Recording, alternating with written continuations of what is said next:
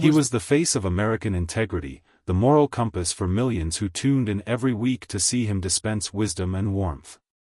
Michael Landon, with his perfectly coiffed hair and a smile that could light up the prairie, built an empire on family values.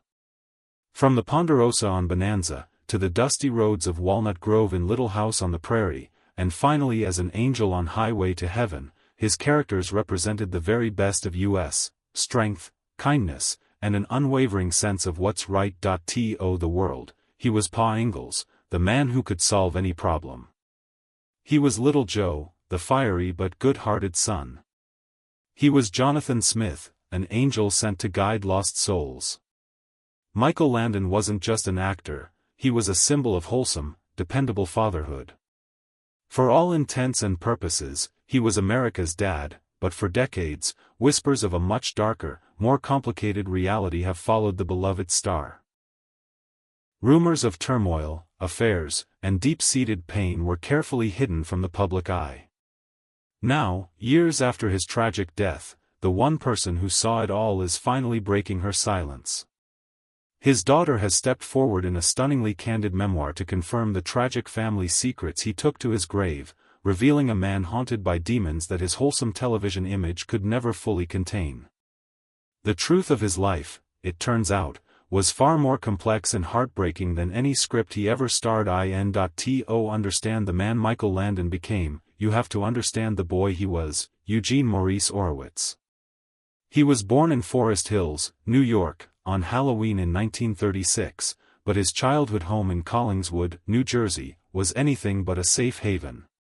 His public image was one of sun-drenched prairies, but his reality was a grim, relentless storm of fear.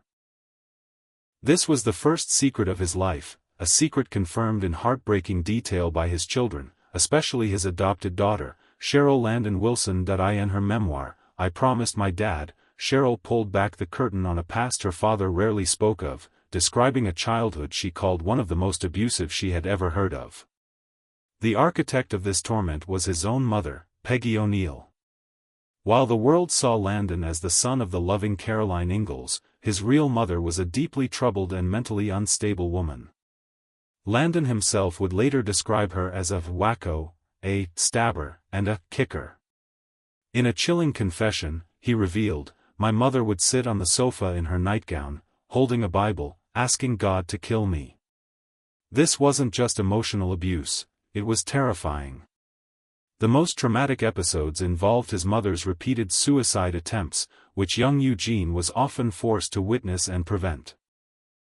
He recounted a horrific incident at the beach where his mother waded into the ocean to drown herself. A terrified 10-year-old Landon, who couldn't even swim, waded in after her. He remembered punching her, over and over, just to subdue her and drag her back to shore. An hour later, she was acting as if nothing had happened. For Landon, the experience was the worst of his life, sheer terror followed by a disorienting, maddening return to normal.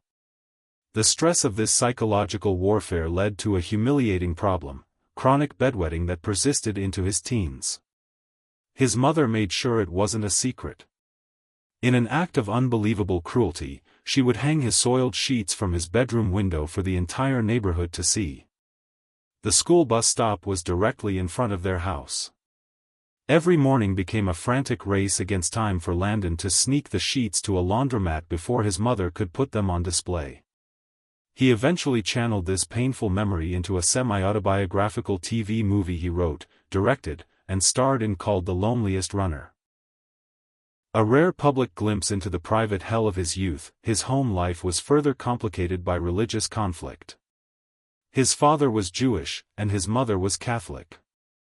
According to his Little House co-star Alison Arngrim, who heard the story on set, when Landon chose to have a bar mitzvah, his mother used it as another tool for torture. She allegedly pulled him aside during the celebration and sneered that she'd had him secretly baptized as a baby, declaring his bar mitzvah all just a big joke.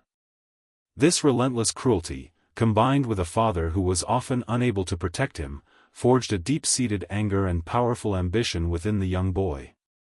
Bullied for being Jewish in a mostly Christian town, he poured his frustration into athletics, becoming a state champion javelin thrower and earning a scholarship to USC. It was his ticket out. This traumatic past was the engine that drove Michael Landon. It fueled his fierce desire for control and his obsession with creating the perfect family on screen.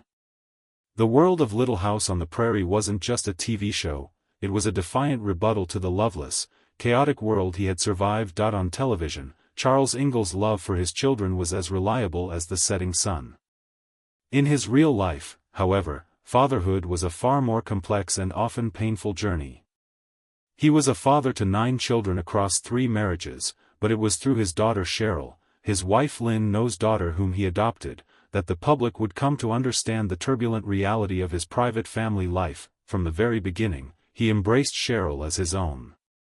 "I was treated like a princess," she recalled. "He was the prime force in my life." Having been deprived of a nurturing childhood, he was determined to be the loving father he never had. But his desire to create a perfect family couldn't shield them from tragedy. In 1973, when she was 19, Cheryl was in a horrific car accident. The crash killed 3 other people and left her as the sole survivor. Comatose, with little hope of recovery. When doctors told Landon she was essentially gone, he refused to listen. He flew to her bedside, held her hand, and willed her back to life. It was there he reportedly made a pact with God: if Cheryl lived, he would dedicate his work to something more meaningful. Miraculously, Cheryl woke up. Many believe this promise inspired him to create Highway to Heaven. But the trauma left a long shadow. Cheryl's grueling recovery led to an addiction to prescription painkillers, which culminated in a near-fatal overdose. The guilt he felt was immense. The man who could fix anything on TV felt helpless in the face of his own daughter's pain. He sent her to rehab and supported her recovery, but the experience revealed a private anguish a universe away from the stoic confidence of Pa Ingalls. This was the paradox of Michael Landon as a father. He was, by all accounts, a fun and adventurous dad. His youngest daughter, Jennifer, recalled him waking her up on a snowy night to reveal he had covered the backyard in strawberry Nestle Quick powder, handing her a spoon to eat the pink snow. His son Sean remembered him as mischievous, sneaking him candy with a conspiratorial whisper of, "Don't tell your mother." But that image of the perfect family man was shattered for his older children when, after 19 years of marriage, he left Lynn-No for Cindy Clerico, a much younger makeup artist on the Little House set. The 1982 divorce was a public scandal and a private catastrophe. In her memoir, Cheryl wrote about the heartbreak of watching her father leave her mother. 2 sides of Landon emerged: the devoted, model father, and the moody, impulsive man who could cause deep pain to those he loved most. He was not the flawless patriarch from television. He was a man scarred by his past, who loved his children with a fierce intensity, but whose own demons sometimes led him to inflict the very pain he had tried so hard to escape. For a man who projected such robust health, the final chapter of Michael Landon's life was a brutal reminder of how fragile we all are. The rumors started as whispers in the tabloids but were soon confirmed by Landon himself in a moment of stunning public vulnerability. His daughters, particularly Leslie Landon Matthews, have since provided a clearer picture of his final months, confirming his rapid decline and his frustrating battle against both his illness and a cruel media storm. A crucial detail Leslie has confirmed is her father's stubborn avoidance of doctors. "I think he put it aside," she stated. For years, Landon ignored routine checkups, a decision she believes he deeply regretted. She imagines him saying, "Boy, I blew it. I really should have been staying on top of my health." By the time he could no longer ignore the severe abdominal pain, it was too late. In April 1991, he was diagnosed with inoperable pancreatic and liver cancer. Instead of retreating, Landon faced it head-on. He held a press conference, determined to control the narrative. He even made a final, poignant appearance on The Tonight Show starring Johnny Carson. With his characteristic humor, he vowed to fight, joking about his new, chemo hairdo, and refuting outrageous tabloid rumors. But privately, the toll was immense. Leslie confirmed how deeply the tabloid coverage upset him, especially because of his young children, Sean and Jennifer, who were only 4 and 7. Articles proclaimed his impending death while he was still alive, a cruel violation of his family's privacy. He was trying to maintain a sense of hope for them while seeing his own mortality sensationalized at the grocery store. The speed of his decline was shocking. Just 3 months after his diagnosis, the man who was once the picture of vitality was gone. Leslie remembers the man she thought of as Superman, becoming frail and dependent on oxygen. She shared a heartbreaking memory of her brother carrying their father's oxygen tank. It was in that moment she had a devastating realization. "I wanted him to die," she admitted, which is a very strange thing to feel. "I knew my dad didn't want to live anymore. He was no longer the strong man he had always been." He passed away on July 1, 1991, at his home in Malibu, at the age of 54. In her book, his daughter Cheryl revealed another layer of pain from those final days. A misunderstanding over visitation cost her and her siblings precious time with their father at the very end, leaving her with profound regret. His daughter's accounts confirm the tragic story: a stubborn refusal to see a doctor, a courageous public battle, and a rapid, heartbreaking decline. 30 years after his death, Michael Landon's legacy is more complex, thanks in large part to the candid revelations from his children. They've confirmed what was long rumored: that the man who created television's most enduring portraits of family was himself the product of a broken one. His children's reflections reveal a man whose greatest strengths were forged in his deepest wounds. His traumatic childhood didn't break him, it instilled in him a fierce determination to create a different world. He would say, "I'm just a worker, we all have our part in one big family," his daughter Leslie recalled, highlighting the familial atmosphere he insisted on creating on his sets. He was known for his generosity, treating cast and crew with a respect he was denied as a child. And what about his legacy as a father? Well, that's just as complicated. He wasn't the perfect Charles Ingalls, a fact his older children knew all too well. Yet, even in their disappointment, their love for him shines through. Cheryl's memoir isn't a vengeful tell-all, but a loving portrait of a complex man.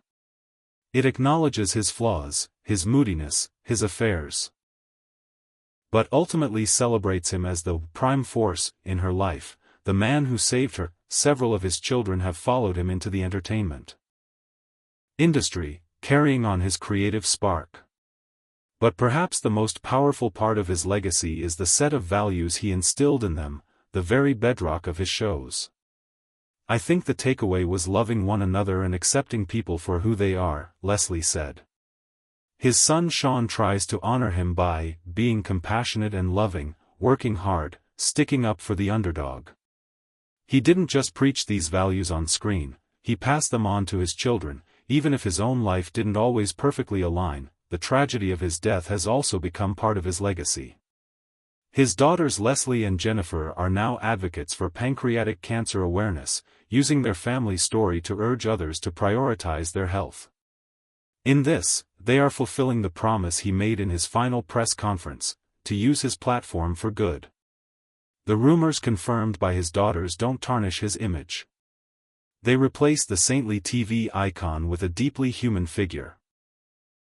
A man who survived unspeakable trauma to become a symbol of love, who used his own pain as fuel for stories of hope and redemption. The story of Michael Landon is a powerful reminder that behind every public image lies a complex human story. If you were moved by the real story of his life, please like this video and subscribe to our channel for more content that looks beyond the headlines. Don't forget to click the notification bell so you never miss an update. In the end, the story of Michael Landon isn't one of hypocrisy, but of profound and tragic irony. The man who brought comfort to millions of homes was a product of chaos. The father figure who seemed to have all the answers was privately grappling with his own ghosts. The revelations from his daughters haven't diminished his public image, they've deepened it. They confirmed that the rumors of a troubled past were the foundational truths of his existence. The idyllic life in Walnut Grove wasn't a reflection of his reality, but but a projection of his deepest longings. This confirmation of his struggles doesn't diminish his accomplishments, it magnifies them. It shows that his iconic characters weren't just roles he played, but aspirations he held. He wasn't just acting, he was testifying, using his art to offer a vision of hope to the world. He remains a beloved figure not because he was perfect, but because the goodness he portrayed felt so authentic, so deeply earned. And now we know why. It was born from a profound understanding of its opposite. Michael Landon's greatest secret wasn't his pain, but the incredible way he transformed that pain into a legacy of love that still endures.